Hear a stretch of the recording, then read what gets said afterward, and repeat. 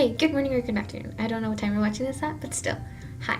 Okay, so this is the birthday polynomial project by me, Lilianna Garza. Okay, so the first thing that we're going to do is make my polynomial. My birthday is October 30th, 1999, which is 10/30/1999. Reverse 99910301. As a polynomial would be 9x to the 7th power, 9x to the 6th power, negative 9x to the 5th power, 1x to the 4th power, negative 0x to the 3rd power, 3x to the 2nd power, negative 0x plus 1. Okay, so now we're going to take these zeros and cancel them out because a 0x to a power is still equal to 0. So now the polynomial changes to 9x to the 7th power, 9x to the 6th power, negative 9x to the 5th power, 1x to the 4th power, negative 3x to the 2nd power, plus 1. Okay, we're going to take the signs and change them so it can represent me. So we're taking the first one. I am 16 and 16 is more than 9. So that 9 is going to be a positive. Again, I am 16 and it's more than 9, so that positive is going to stay a positive.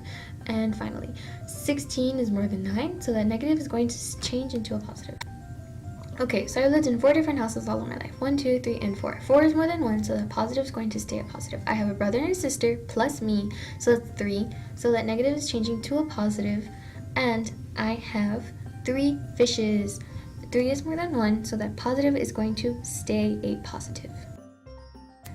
Now in order to graph our polynomial, we need to find the y-intercepts, or if there's just one, find one, and determine the end behavior of our polynomial. So in order to find our y-intercepts, we need to make x equals 0. So every time we see an x on our polynomial, we make it a 0, and 0x to a power is still 0, so we can cancel all of those, and we're left with a positive 1. So y equals 1 and x equals 0. So our first point, or our y-intercept, would be 0, 1. In order to determine the end behavior of polynomial, we need to look at the first part of our polynomial, which is nx to the 7th power. And using the leading coefficient test, we can find out that p equals 9 and n equals 7.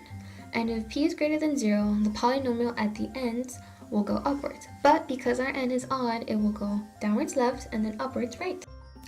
Now we are going to be looking for all real number zeros, which is just the point that crosses the x-axis. I only have one of those points in my polynomial, which is negative 0.862, 0.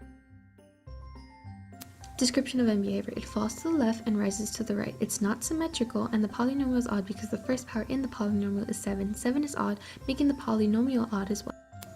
Domain and range. Because there is no limit on left or on the right side of my polynomial, the domain will be negative infinity to positive infinity. And because upwards and downwards my polynomial has no limit or end, the range will be negative infinity to positive infinity. Maximums and minimums. The maximum is the highest point on our polynomial, which is negative 0.59, 1.67. The minimum is the lowest point on our polynomial, which is 0, 1, which is also our y-intercept. Overview, that's my polynomial. The y-intercept is 0, 1.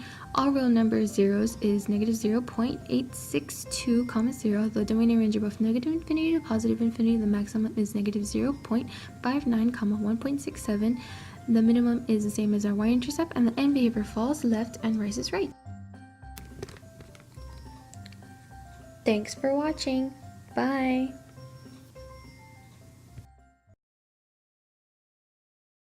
Created using Powtoon.